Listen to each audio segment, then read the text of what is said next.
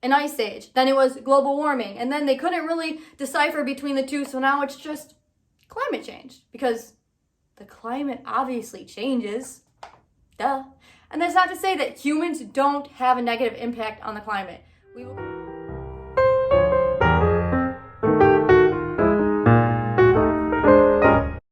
And welcome back to another episode of Tea with Taylor. I want to thank you guys, any of you who are watching or whoever have watched my content. I appreciate it, so thank you.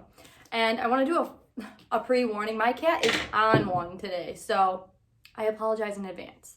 Anyways, in this episode, we are going to cover the topic of climate change, and I'm going to be specifically referencing the book that I recently finished, False Alarm: How Climate Change Panic Costs Us Trillions, Hurts the Poor, and Fails to Fix the Planet by Bjorn Lomborg. Bjorn Lomborg is a visiting professor at Copenhagen Business School, a visiting fellow at the Hoover Institute, at Stanford, a best-selling author. Time has named him one of the 100 most influential people of the world, and Foreign Policy has repeatedly called him one of the top 100 global thinkers. The Guardian identified him as one of the 50 people who could save the planet. He lives in Prague. He's worked on the UN on their climate advisory board. And I want to start off by saying, obviously, he's going to be critical of a lot of the policies that politicians and governments around the world are trying to implement.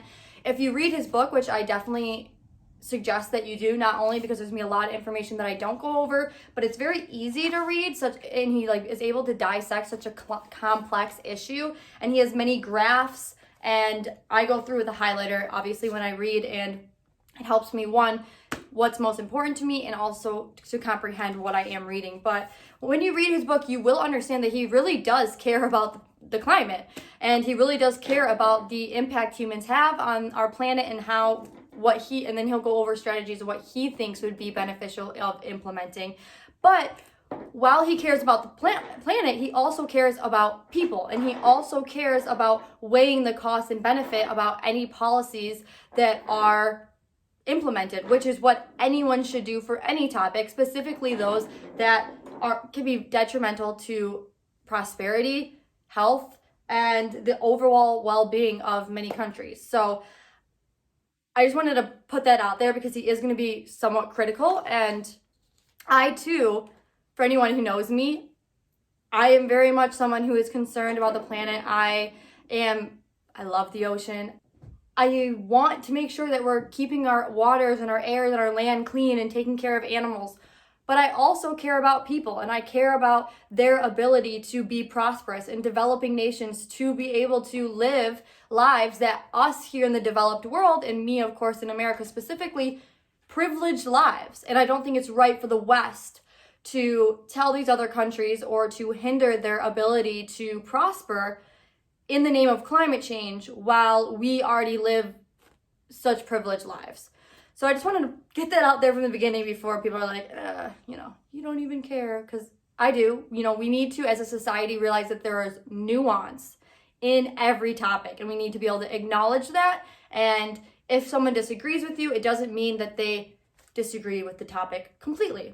So some things that I'm going to be going over: 1, climate fear; 2, why do we get climate change so wrong; 3, how to measure the future and policies; 4, extreme weather or extreme exaggeration; 5, what is global warming costing us; 6, how not to fix climate change; 7, why the Paris Agreement is failing; 8, why climate change policies hurts the poor; 9, how to fix climate change; and 10, my conclusion. So as you can tell, there is quite a bit to go over. It's probably going to be one of my lengthier videos. I hope you stay tuned to listen. And of course, I'm not telling you what to think. I'm giving you information to give you something to think about. So just saying.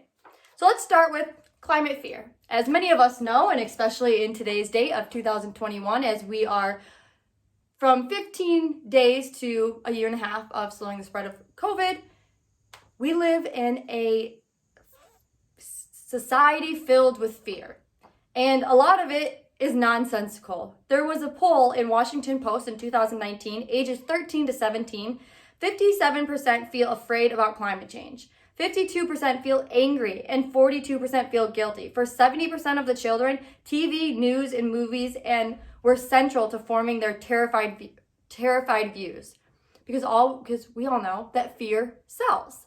And when you're younger, you're like a sponge, so you're more adaptable to what you see, and you kind of, because you haven't lived that much life, so you haven't conceptualized a lot of your thoughts or your beliefs on certain things, so you're very easily manipulated by those around you, especially when you see people that you admire touting these views and these beliefs. You're more likely to believe it. And like I said, you haven't lived that much life, so your knowledge is very minute.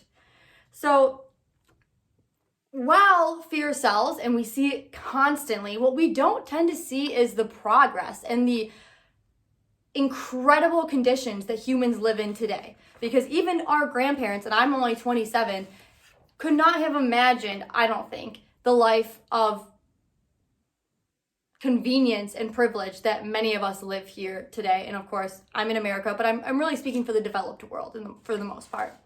So let's go over some of the facts that are never seem to make the media, but are truly incredible.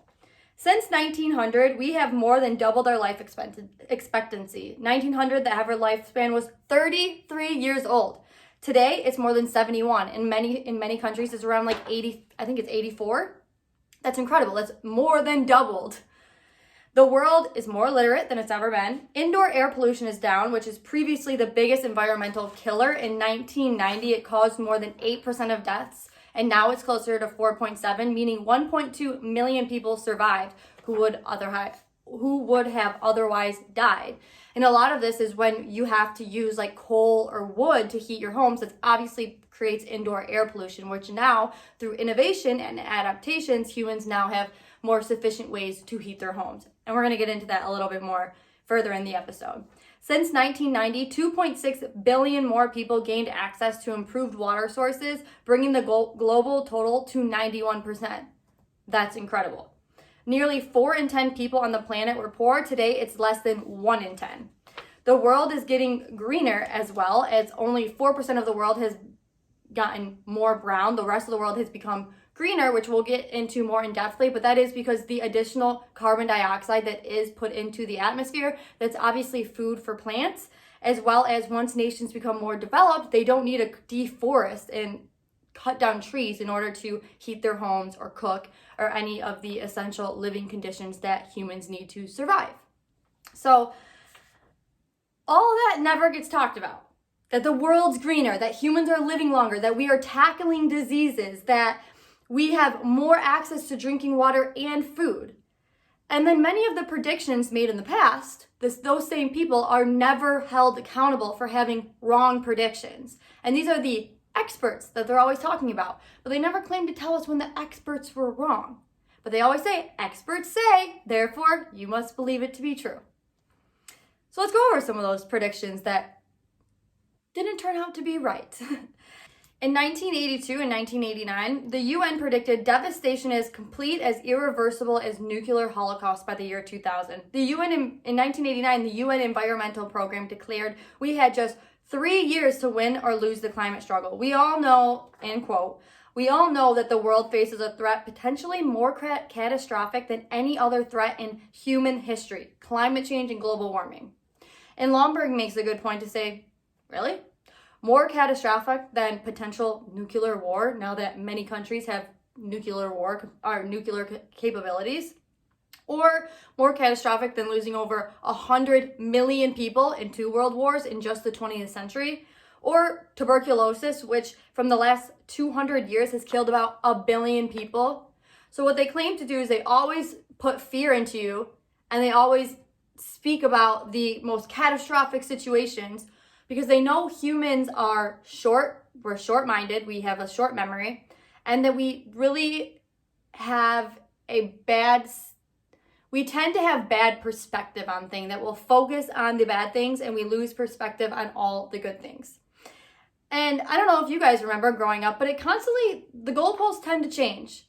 Do you remember the ozone layer depletion, acid rain, deforestation, all when one doesn't come true, when one catastrophe doesn't come true, well, they got to implement another one. Then they got to implement another one. It was an ice age. Then it was global warming. And then they couldn't really decipher between the two. So now it's just climate change, because the climate obviously changes. Duh. And that's not to say that humans don't have a negative impact on the climate. We will go over that. Obviously we do. Pollution, overfishing. We need to make sure that our waters, our lands, our oceans, our airs, everything is clean. That's something, and we need to make sure that we are being humane to both humans and animals. No one's arguing that point, but we're arguing that the data that is given to you to be constantly fearful is many cases wrong and many cases over-exaggerated. So in 1970s, number of high-profile researchers promoted fear of another ice age. Science News, their cover of Science News, had the story Another Ice Age in 1974. It was extremely serious, if not catastrophic. Even if no ice age, the drop in temperatures would lead to crop failures, making human life unsustainable. And what do you do to problems that are so catastrophic that they would make human life unsustainable? You'll do anything at any cost. And in my opinion, that's part of the point. If it's so bad, can we really put a price tag on it? I guess I don't think so. But the thing is, that's why they sell it as catastrophic. So let me continue. Not only have they always sold us the Armageddon of climate, they have also sold us our resources running out. The limits to growth, predicting that with great confidence that the gold would run out by 1979, along with aluminum, copper, lead, mercury, natural gas, oil, silver, tin, tungsten, zinc, running out before 2004. It is now 2021, if none of you guys have noticed. Since 1946, technology had made it more copper, aluminum, iron, and zinc available than we have consumed. And prices, as many of you know, have generally fallen. So we were going to run out of all these natural resources until we weren't. But who pays the price of being wrong? No one. They just make you fearful, and then they move on to the next topic. And David Wallace Wells in The Unthinkable Earth estimated about 14 trillion to 100 trillion damages every year by 2100 by rising sea levels because of climate change, counting how many people would die and how much wealth in those areas would be flooded. But the one caveat there for his calculations, he didn't calculate adaptation. And Lomborg makes the point that anyone who calculates some sort of climate impact without including the calculation of human adaptation is something that can't be considered, because as we all know, humans, for all of human history, have adapted. We have adapted, we innovate, that's what we do.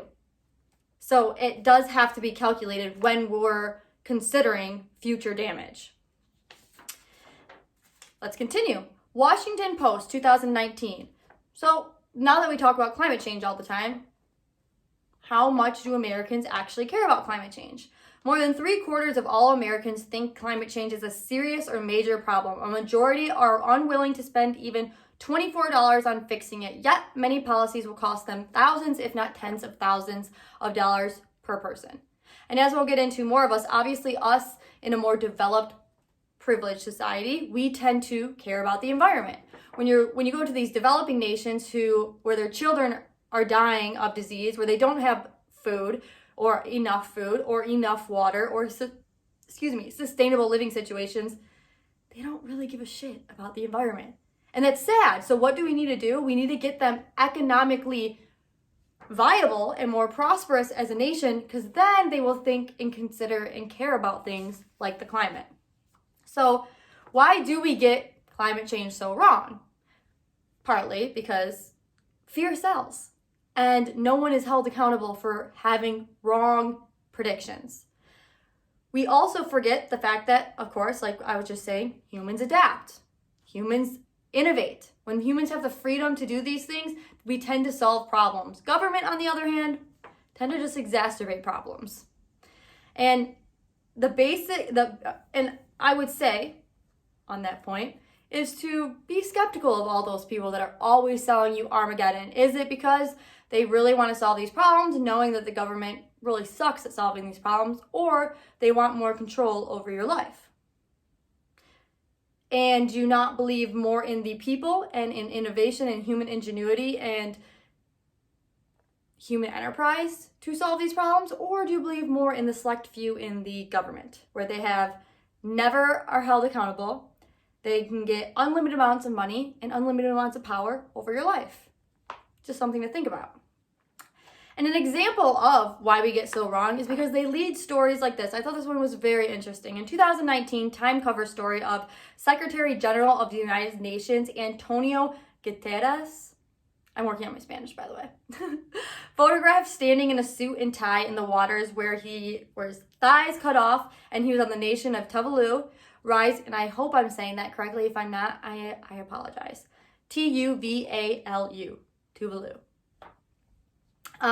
Rising seas threaten to submerge Tuvalu. Reality, rising sea levels are an issue, but in scientific study of Tuvalu, published in Nature's, contradicts the statement. It confirms that not only has the sea level been rising, but around Tuvalu it has risen twice the global average. Yet, during the last 4 decades of strong sea level rise, Tuvalu has actually expanded and seen its total land increase by 2.9% due to accretion. So even though the sea level has risen, and that's why they want to make you very scared, Florida's going to be underwater in 50 years, everybody. But that's why all the wealthy people and politicians keep buying global properties. Obama, who obviously was a very large figure in the push for climate change, has a oceanfront property on Martha's Vineyard. Now, if he was that scared of climate change and that the oceans were going to take over all the land masses, why is he buying an oceanfront property? Something to think about. But what accretion is so when you have these, when the ocean starts to rise and they have heavier waves, or the waves tend to break down the shells, and then the shells add to the landmass. So it was a Time 2019 cover when the information was out there that contradicted their fear tactic or fear story. Another example that I found interesting, because it obviously was something that was a big movement in the US, was Al Gore, when he was a very large, probably one of the most prominent or first prominent political figures in America to push for climate change. He had one of his documentaries, An Inconvenient Truth, that showed a sad polar bear floating away and melting ice, and presumably to its death, where everyone was scared that polar bears were dying. Well, Lomborg goes to point out that surviving polar bears who have survived through the last interglacial period from 13,000 to 115,000 years ago, when it was significantly warmer than it was now. They survived the first 1,000 years of the current interglacial period, where Arctic sea ice cover was strongly reduced to ice-free summers in the central Arctic Ocean. And polar bears, conservationists began studying their population in the 1960s, realized that the biggest threat to polar bears was hunting.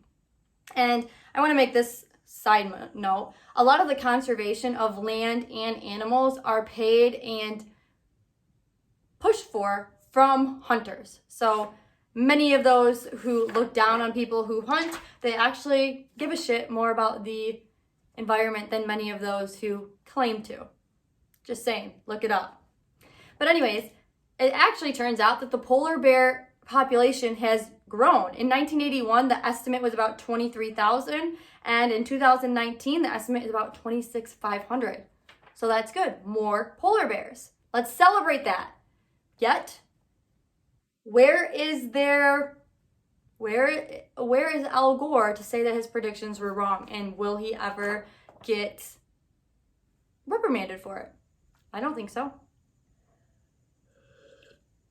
Let's continue to some things that they point out that are of more concern to the environment and animals, and that's things like the exploitation of overfishing and habitat loss.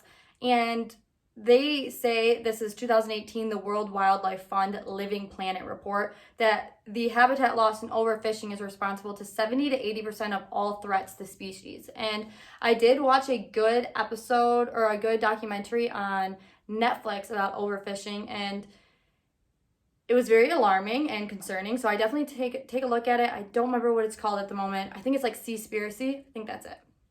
But it just goes to show, like, we can have regulations here in America or other countries, but if other countries aren't doing somewhat of the same thing. We share the oceans and we share the air. So, and how do you really regulate the ocean? I don't really know how to solve that problem, but that documentary was very eye-opening.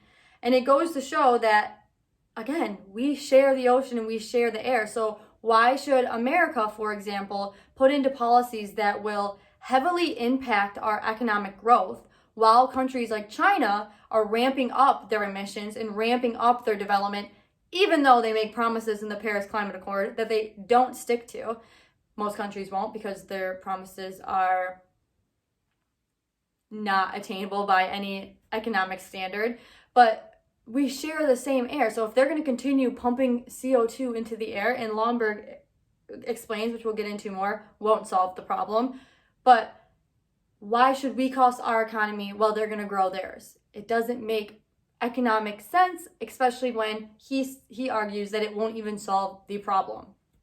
And China has tripled its carbon emissions since 2000 to become the world's largest carbon emitter, and has seen its renewable energy use have halved from almost 20% in 2000 to about 10% in 2020.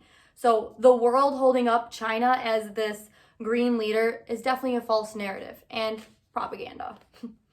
And he also mentions, which I found to be an interesting situation that I knew, I guess, but I didn't really conceptualize, and it's called the expanding bullseye effect. And so when you have the same growing area of a population and wealth concluding in more expensive real estate and assets, the identical flood that maybe happened years prior will obviously cost more money because you have more housing and more assets and more expensive materialistic things within its range. So let's say you had a flood in Florida back in 1920, which was one of the worst floods.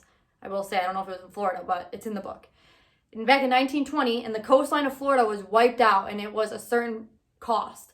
If you had that exact same flood today, even though our adaptation as far as infrastructure has grown, it will cost more because you have more people, you have more houses, more cars, and more materialistic and assets within its range. So, something to think about. And when they tend to say, oh, this storm was the most expensive storm in years, they fail to mention this. So they scare us rather than informing us. When you actually think about the situation, because that's why when I read it, I was like, duh, but I never really thought about it. Makes sense. So that's kind of why we get the climate change conversation so wrong, because it's not honest. So how do we measure the future of the climate change? He says the two key variables of how to measure destruction from climate change and then what we can do about it is through the GDP. So what is it going to cost us as far as our GDP levels? And he says carbon dioxide, if none of you guys knew, so carbon dioxide gas leads to global warming because it lets the sun's heat out, but it blocks some of the Earth's heat from escaping, and therefore it warms up the planet. Each year, emissions add to the total amount, although the world's oceans and forests, and since we're getting a greener planet, they suck out equivalent to about half of the new emissions. So the amount of carbon dioxide in the atmosphere keeps going up since 1750, but the total amount has increased only by 40%. And he goes on to continue of going over some of the GDP statistics. GDP, which is the basic level nations, is the gross domestic product. So it is your economic, is how they value or calculate the economics in each country. So nations with higher GDP per person is likely to have citizens who live longer because they have more access to healthcare, education, adaptation, innovation, medicine. We all know this, drinking water, food. A higher GDP per person correlates to higher education rates, which lower child mortality rates because families can afford better healthcare.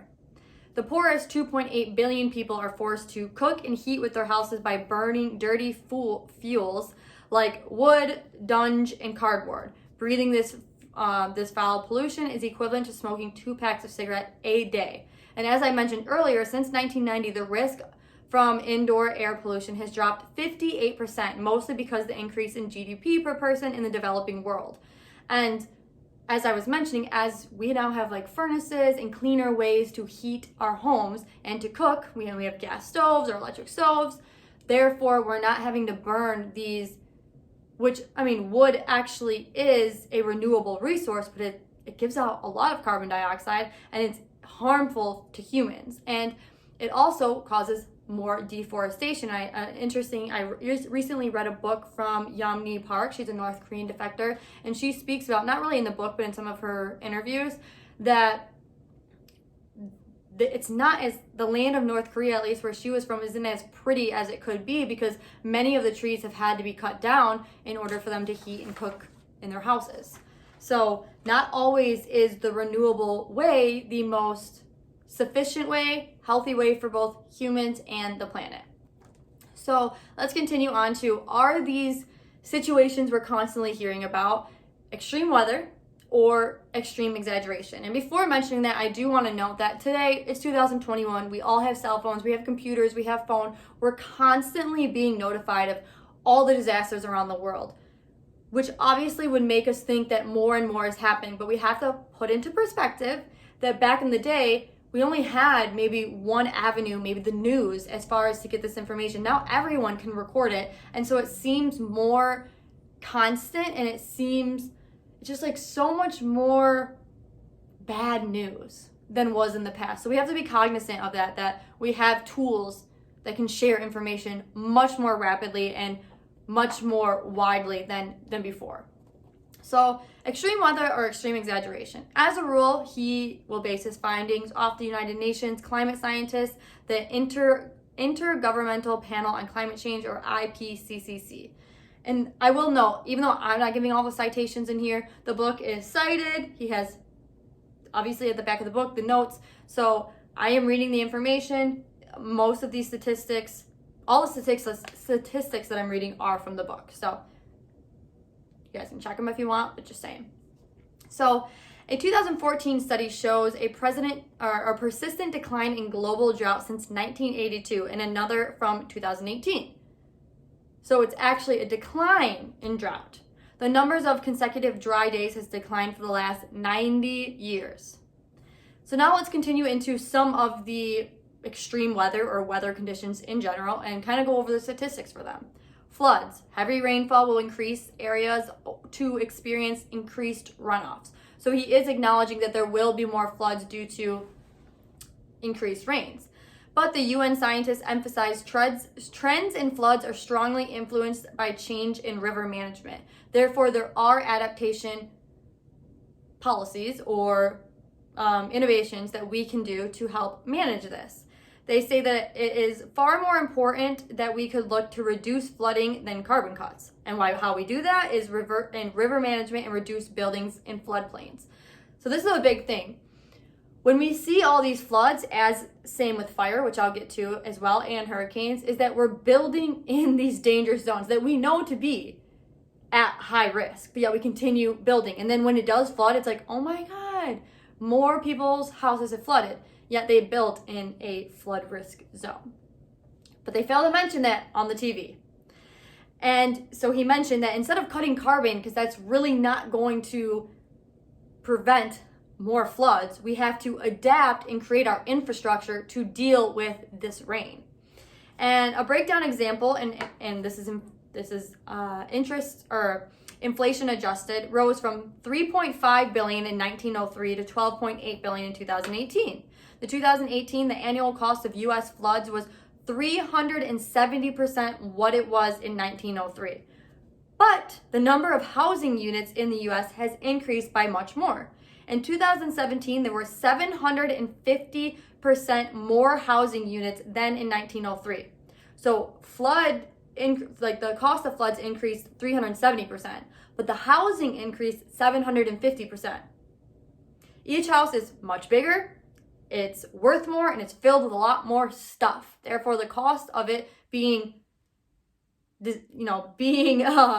devastated is going to be higher. And since 1970, the average house has increased by about a half and in size and nearly tripled in price. So obviously the price is going to be much larger when those houses are affected by these floods. Let's continue to fire. Over the past 150 years, our exposure to fire has dropped dramatically. The global burning has declined sharply since 1870. If you watch the news, especially when those fires were happening in Australia and California, you would never know that. You would never know that. Satellites showing a 25% reduction globally in burning areas just over the past 18 years. Primary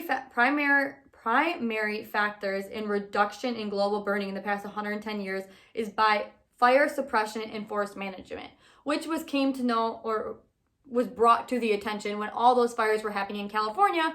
It actually happened to be that politicians were not doing the forest management by, having controlled fires to burn a lot of the debris. They stopped doing that, and which ultimately resulted in fires expanding farther than they otherwise would have. Total global burning declined from 1.9 million square miles in the early part of the century to 1.4 square miles today. So that's actually a reduction of almost over 500,000 square miles. Overall, this has had the effect of reducing the total annual burned area by 1/3. Homes, this is the same thing for floods that I just referenced. Homes located in high-risk zones has increased drastically from 500,000 in 1940s to almost 7 million in 2010. So 500,000 to 7 million in less than a century. Obviously, that is going to impact the amount of houses that are then affected by fires. So his suggestion, Lombard's suggestion on how to avoid some of these things is, one, governmental policies as far as where you can develop and where you can't. I tend to be more on the side of insurance, which he also mentions. Insurance agencies have to be stricter on where they allow to build. And honestly, humans have to be able to just take the responsibility upon themselves. If you're building in a high risk area, don't be surprised when your house catches on fire or floods. Let's continue on to hurricanes. UN climate scientists found no significant observed trends in global tropical cyclone frequency. They do find an increase in storms in the North Atlantic, but this is linked to air pollution, not so much climate change. But you can argue that air pollution is obviously in the guise of climate change. And like I said, I really care about having clean air, clean water, clean land. On board. They specifically say that there is low confidence in attributing changes in hurricane activity to human influence. U.S. National Climate Change Assessment and NASA backed this finding. Coastal housing has increased, going back to where houses are built in both flood areas, fire areas, and coastlines. Coastline housing has increased 16 times since 1900. Florida has increased 75 times.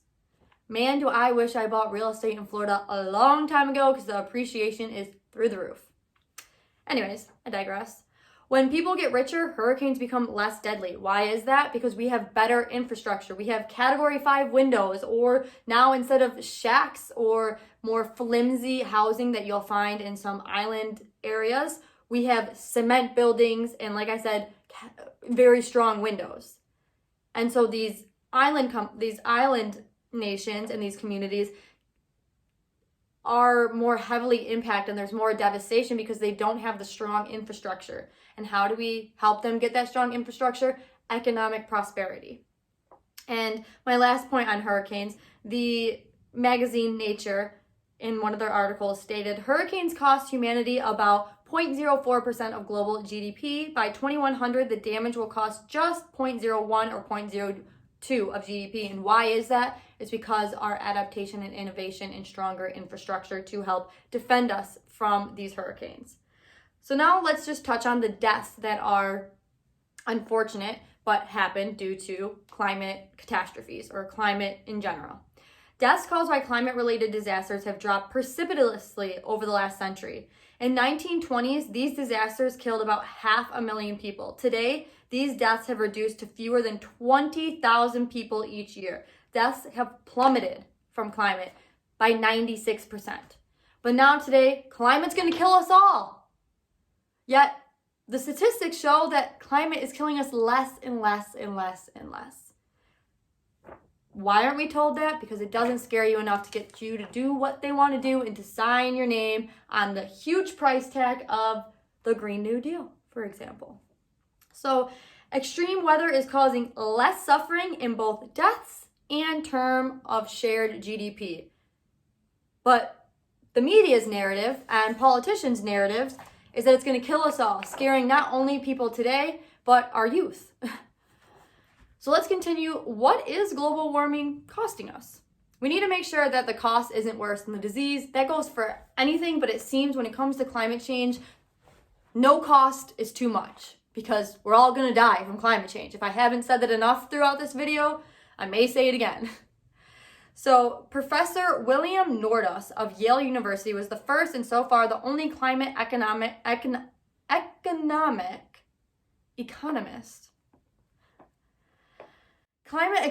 to be awarded the Nobel Prize in Economics in 2018. He wrote one of the first papers on the cost of climate change in 1991.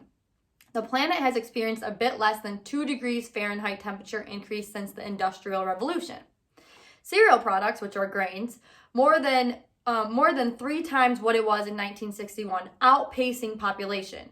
UN's Food and Agriculture Organization, FAO, predicts that by mid-century, climate change will reduce global crop outputs by just a fraction of 1% of today's outputs.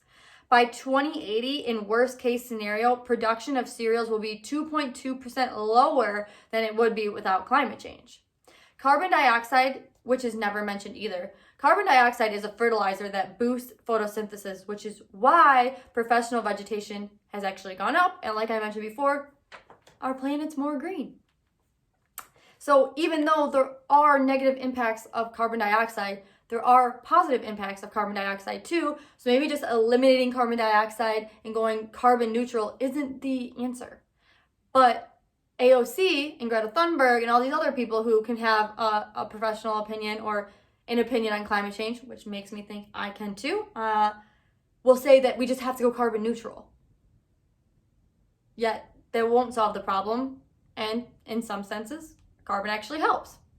Research shows that if we include the fact that carbon dioxide is fertilizer, the negative effects of higher temperatures are more than counteracted by fertilization. So carbon cuts today would really mean 12% lower crop yields, which means we'd have less food than if we didn't have this extra carbon emitted into the atmosphere. UN climate panel finds that even with a very large amount of heat, it will take a millennia or more to melt all of the Greenland's ice, because that was a big issue too. Greenland's going to melt and we're all going to drown.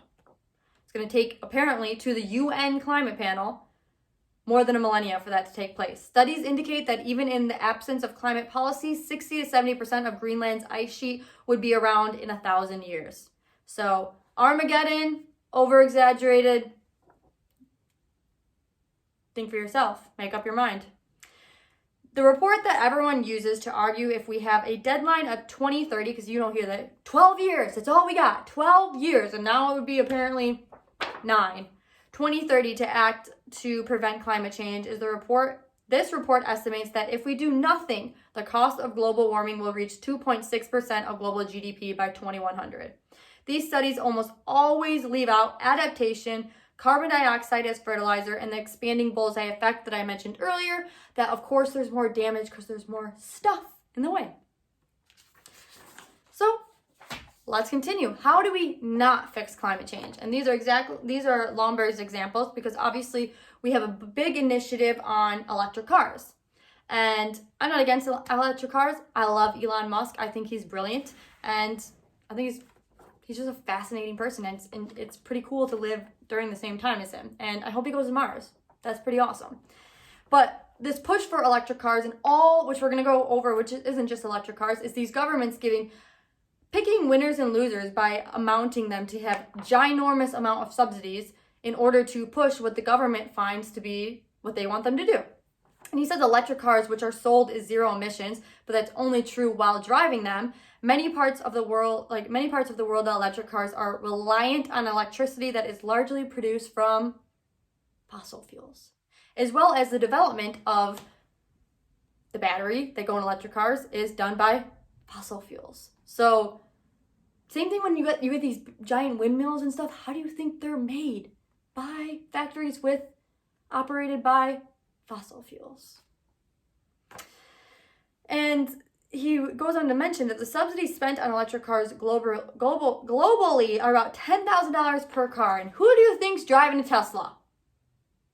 It ain't your average median income person in America. It's the wealthy. They love the subsidies. It always tends to benefit the wealthy and the elites, who always tend to be the ones promoting the policies.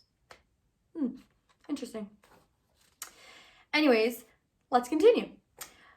Planes, which also there are at least 80% of people on the planet, because they don't want you to fly. You can't fly in your commercial flight, but they can take private jets. They'll take private jets to their parties. They'll take private jets to climate events, because they're important and it's for your safety. Okay?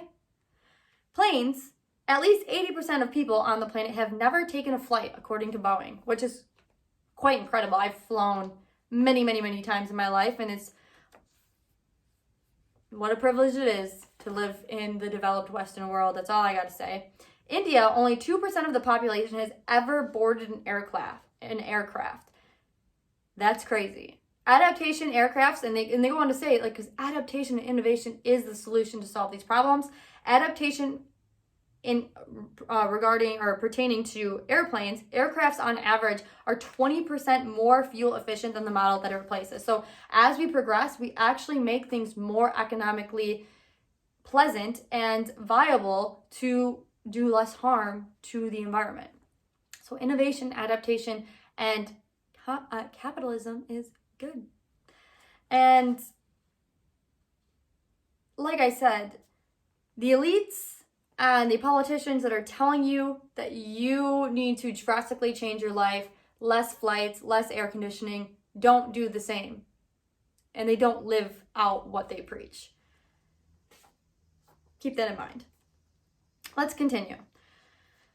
He argues that the government should spend obviously a lot more instead of subsidizing wind and solar, they should use those funds to go towards education because when people are more educated, then they have more develop and adaptation.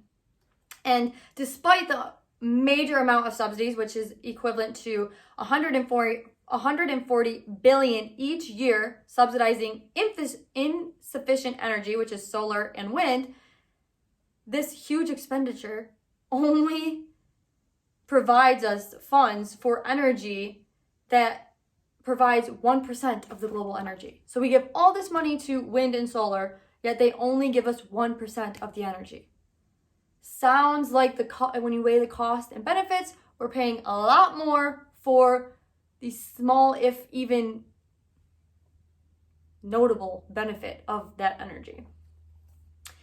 Solar and wind, let's kind of get into solar and wind. Solar and wind power can't be turned on when it's needed. It's not reliable. And wind produces less than 7% of the US electricity, and this is from 2018. Solar, less than 2%. In total, renewable energy sources produce 17% of the US electricity, but most of this came from old renewables, majority of hydroelectricity. Solar and wind turbines together deliver 1.1% of the global energy. But according to AOC, you're going to use solar and wind forever, for everything. We are going to use them to run our manufacturing. China, on the other hand, is going to use more reliable energy like fossil fuels, and then we'll compare economies and who is the manufacturing empire in the world, because it ain't the United States. But don't worry, it's fine, because we're all going to die. Let's continue. EU renewable energy in the turn of the century has increased from 6 to 14%, and this is from 2018. Wind and solar, 2.7% of all energy, and biomass makes up more than 10%, which is wood. Much of the wood is imported from the United States, so the EU has about 10% of their energy from biomass, which is wood, but it's from the United States, which is shipped to them on ships from diesel. Weird how that works. And when you burn wood, it's actually even more carbon dioxide than coal. But it's renewable, and that's all I gotta tell you. Renewable, sustainable.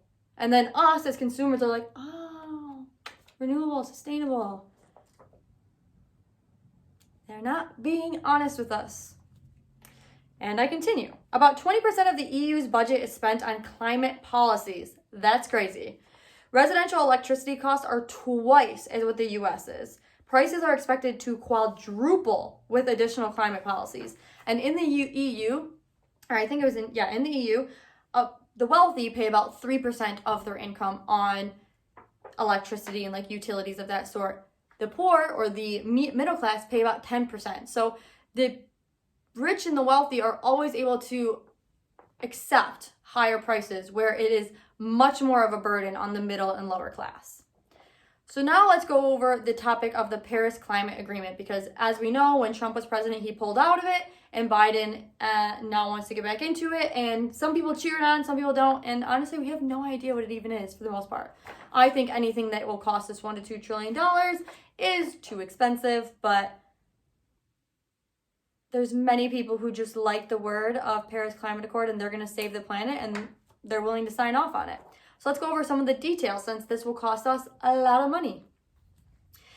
So the Paris Climate Agreement incurs costs of sum of $1 to $2 trillion a year by 2030. Best case scenario, we will achieve just 1% of what the politicians have promised, because politicians aren't always honest with us.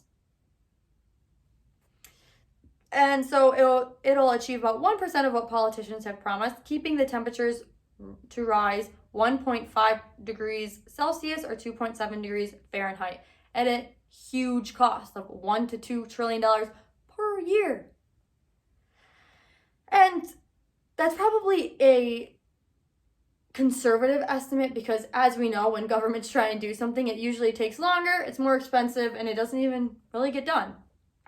And what will this ultimately do? It'll obviously will have more subsidies for solar and wind, which often benefits the rich. And as I said, it's not even reliable energy, and it doesn't even sufficiently supply energy to most of the world. Emissions of carbon dioxide are largely a byproduct of productivity, heating, cooling, food, transport, hospital care, etc. So countries promising to reduce their emissions are effectively promising to make all these things more expensive. And it will have more burden on the poor than it will the elites, which will ultimately affect everyone when you have slow economic growth, but mostly the middle class of the poor in these developing nations. Their agreement could cost the world $1 to $2 trillion annually, like I said, by 2030, and we won't be able to tell the difference in temperatures even in 100 years. Maybe it's costing us too much for the benefit that it's giving us. It is the most expensive pact in history at $2 trillion. It is at par with the entire expenditure on the world's military each year. In the US, we are going, if we were to go carbon neutral by 2050, that would imply a cost of at least $5 trillion in today's money every single year. That is higher than the entire current federal spending of $4.5 trillion. So if we were to go carbon neutral by 2050, it'll cost more than we're spending our federal budget. And mind you, we are trillions of dollars in debt. Where is this money coming from? It doesn't even make logical sense. But if we only just thought about it, but you know how they sell us? Because you're gonna die. And you're fear. Because it sells and it makes you do things you otherwise wouldn't do. And honestly, none of us really know anything. Even the people touting these policies don't know anything about the situation. But experts say, trust the experts. Don't think for yourself. Don't be skeptical, because experts said so. So overall, there has never been an official statement on the cost of the Paris Agreement, and we can see why. Even though the agreement will do almost nothing for the climate, it promises it will reduce temperatures of a rise at the end of the century by 0.05 degrees Fahrenheit. So now with all that information on some context on the policies as well as the truth behind what is going on with the climate, how does climate change hurt the poor? Which I briefly touched on, but let's go in more detail. Obviously, poorer developing nations need more education, they need more health, they need technology, and in order to do so, they need the energy to facilitate these things, which reliable energy done by fossil fuels, just like the developed nations today have used. And it is wrong for us to tell them that they can't develop their nations while we already developed ours using reliable energy like fossil fuels. When people in rich countries talk about the problem in the developing world, we typically talk about it when catastrophe strikes. And why do we do that? Because then they can say, look over there, climate change. While if we were to, like we do in our country, boost up infrastructure and adaptation, their catastrophes wouldn't be so dramatic. They say, I go on to continue, areas hit by hurricanes would be better off if they were to be less poor instead of cutting carbon. Like we said, better infrastructure rather than these coastal island areas that are living in, relative to American standards, shacks. And they get hit very hard when hurricanes come through. Putting climate policies over growth policies doesn't just do nothing. It actually is very detrimental to poor and developing nations. And in my opinion, it's inhumane and anti-human. So we are going to sacrifice their other humans' lifespan expectancy, their life in general, day to day, and their infrastructure, so we feel better about taking care of the planet. It's immoral. It's not right.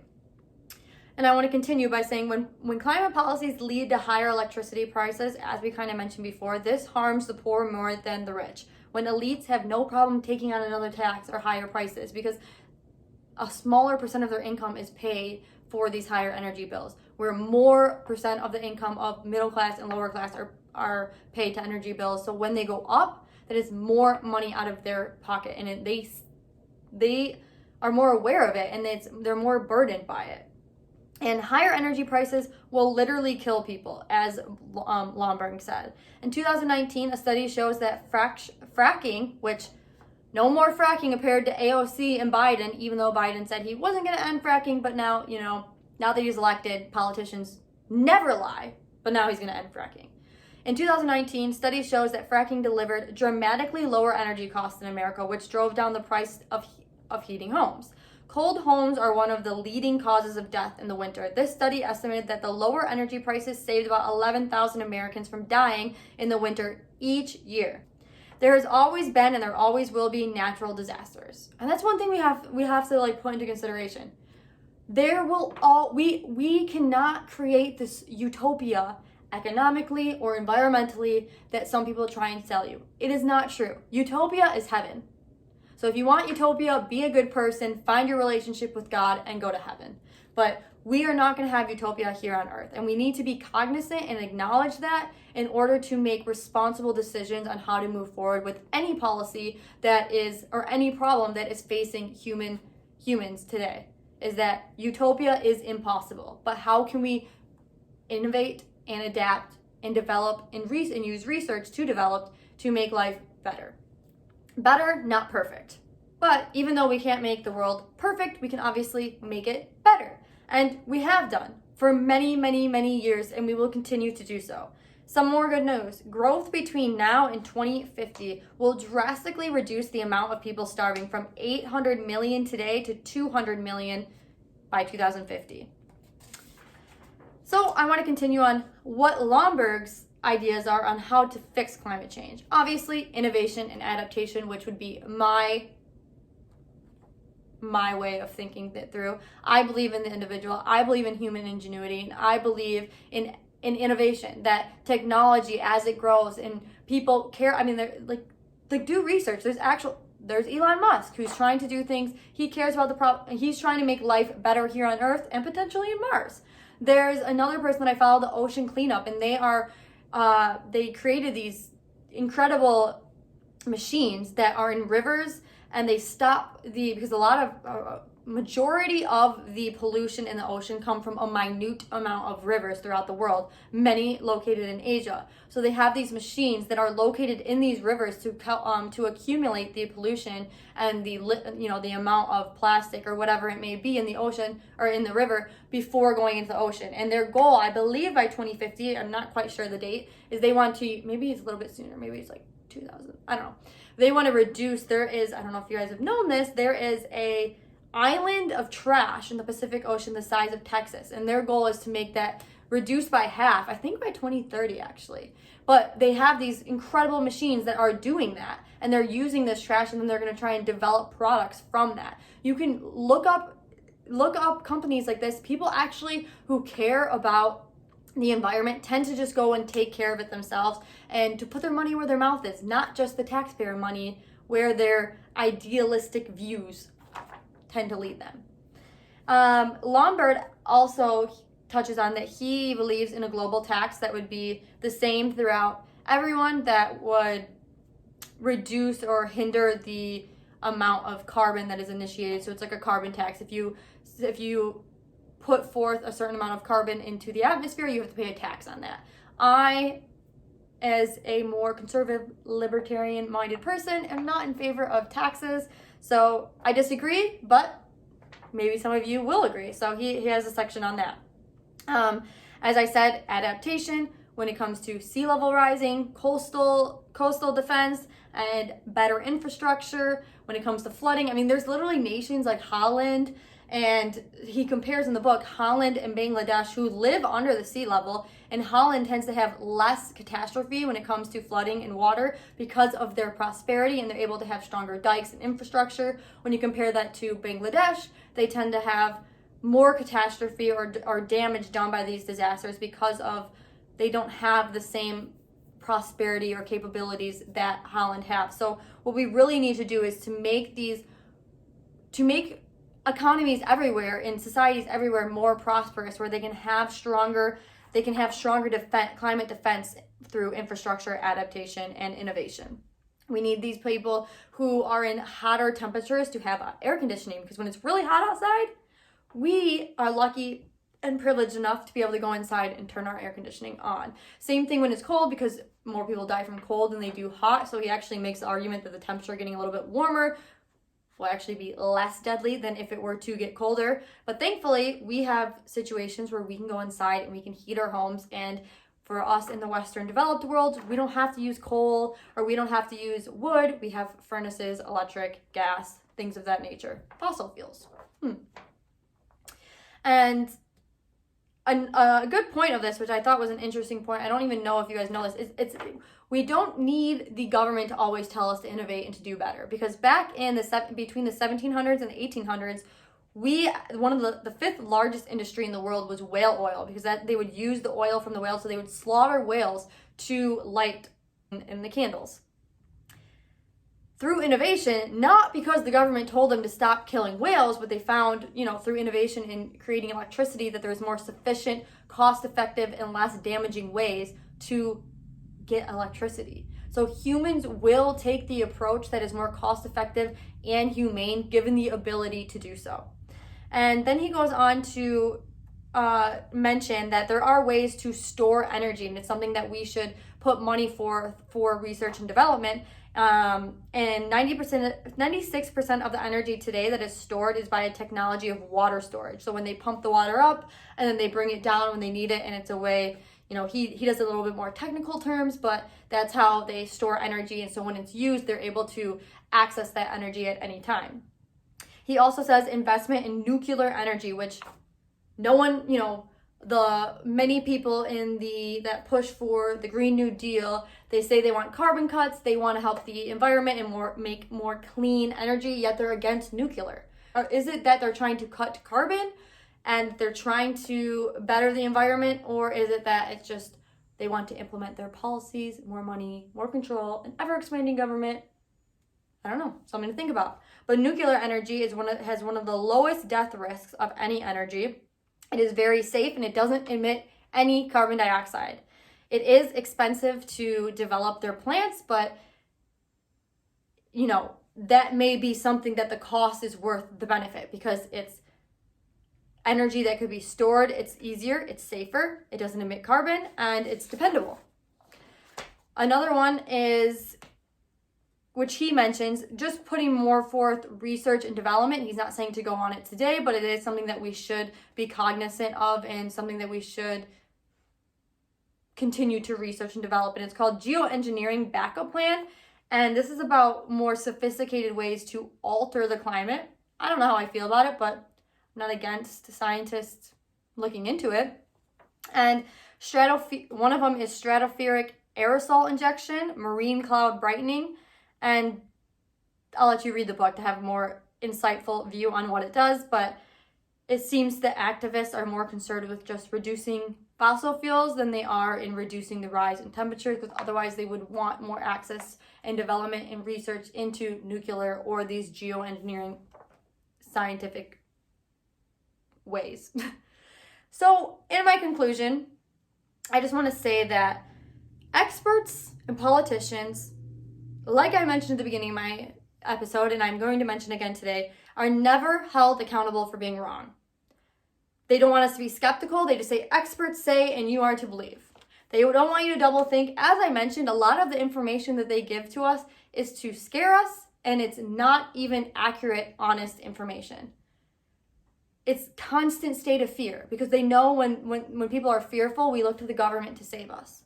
And the government will take advantage of those human emotions and manipulate them and enforce them for what they want and their desired end. And I am very skeptical of people who push fear in order to obtain more power to themselves. And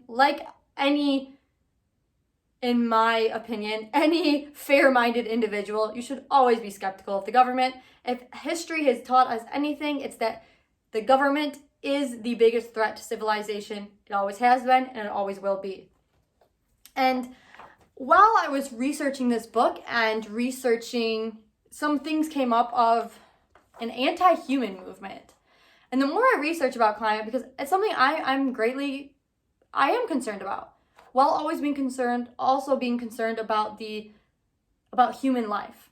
I think we should have clean water. I think we should have clean air. I think we should have clean oceans. And I think we should take care of our animals, and we should take care of each other. But I came across a Stanford ecologist, which he mentions in False Alarm, in a book called The Population Bomb. Because you'll hear many people today in the environment, or that are part of the environment movement, that we should have less children, and that we should control the population because we're having too many people. One, who is the government or anyone to tell you if you should have children or not? And what do you do? What do politicians and people of power do to control the population? And so is it carbon dioxide that they're trying to eliminate, or is it you, the carbon being, that they're trying to eliminate? Now, I think there's many people who are in supportive of the green movement who care about the environment. But I also think there's a lot of powerful people in that movement who care about control and power. And they care about population control. And this book, which I recommend you guys all read, you can get it on PDF online, The Population Control. Mind you, he was drastically wrong, but never held accountable. It was published in 1971, and he said that the world was, by the 1980, the life expectancy of the American would be 42 years old. Wrong. He also said that we would run out of food. Wrong. And based off him and other researchers that say that the growing population is bad, has resulted into some researchers considering adding chemicals to water supplies or staple foods to make the world's poorer temporarily sterile. And we've seen governments make people sterile or have a population policy, like China, a one-child policy. And who is it for experts to tell anyone but developing more vulnerable populations that they can't have children, and to think about or even implement sterilization of these people?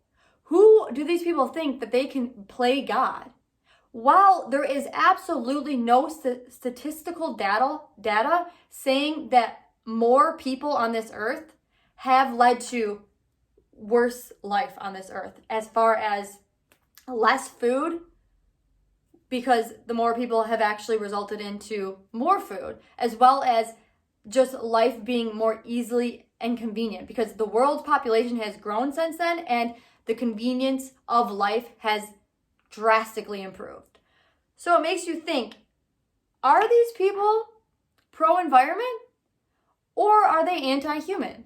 And the more research I do, I tend to think there's a lot of people in this movement that are anti-human. These are the same people that are pro-abortion. They think you shouldn't have children, as if children and having children will destroy the earth, and that your joy of having a family does not outweigh the cost that they say of the planet. So is it pro-planet or anti-human? And I will have a follow-up video on the anti-human agenda that I've noticed, and I will go more in depth on some of the experts that have implemented this or facilitated this ideology and have pushed it for many, many, many, many years. And to wrap up, I just want to say that, in my opinion, answering the problems of climate and many other things are through human ingenuity. It is through innovation. As we know, governments suck at everything. The few amount of people in government tend to make problems worse. I believe that the vast amount of people in the population, given the freedom, will ultimately solve the problems through innovation and development. And not only will they solve the problems, they will grow our economy, making life better for you and I and everyone else, making it more convenient, making it more prosperous, and allowing us to do more things. Because when you live in a more privileged society, then you get to think about art and music and things, hobbies. When you're living in a developing nation where you don't even know where your next meal is, you don't have the luxury of being able to have hobbies. And so I truly believe that the answer is through innovation. Now, of course, I find there to be minor, but some regulation that is important. And I would say, I don't know where I fall on that, because I tend to not really be in favor of regulation because I think the government always goes too far. And I genuinely do think, for the most part, people want a clean environment, and they want to, when given the opportunity, they will make the right decision to create things while having as little amount of damage to the environment as possible. For instance, in the near future, I am in the process of working on a clothing company. I don't know if many of you know, next to the oil industry, clothing is one of the leading polluters in Earth, or on our Earth, the leading polluting industries on Earth, and majority of it is done in China. So I would like to take the initiative, for one, I love fashion, but to create a company that is conscious of not only where things are being sourced, but how they're being sourced and how they're being made. And I think it is up to us as the individual, even though he will argue that it's not technically individuals that will solve the problem. But if we are more conscious consumers and we demand that industries and companies really do business according to our values, I think we will make an impact. And I truly believe that innovation and human ingenuity is the answer, and little government is the way. I don't believe in an ever expanding government that controls every aspect of our life. I think the Green New Deal and these tremendously expensive policies with little benefit are not a way to solve the problem of the environment, but rather a way to control your means of production, your money, and to give the people in government, our better halves, all the power. So, like I said, this wasn't something to make you think a certain way, but I hope it gave you some information to just give you something to think about and do some research on your own. Of course, always do research on topics before agreeing to policies that could ultimately cost you a lot of money and even cost you your freedoms. So I hope you found this episode somewhat educational, if not entertaining. So I hope to see you again soon. If you did, let me know what you think. Share with your family and friends. Again, I appreciate you for watching. Always take care of yourself, educate yourself, rely on yourself to educate yourself. Do not rely on the government or anyone else. It is up to you. Be a responsible, cognizant, conscious being. And if we want change in the world, we have to be the change that we want to see in the world. So again, thank you for watching. Love y'all, and God bless. See you soon.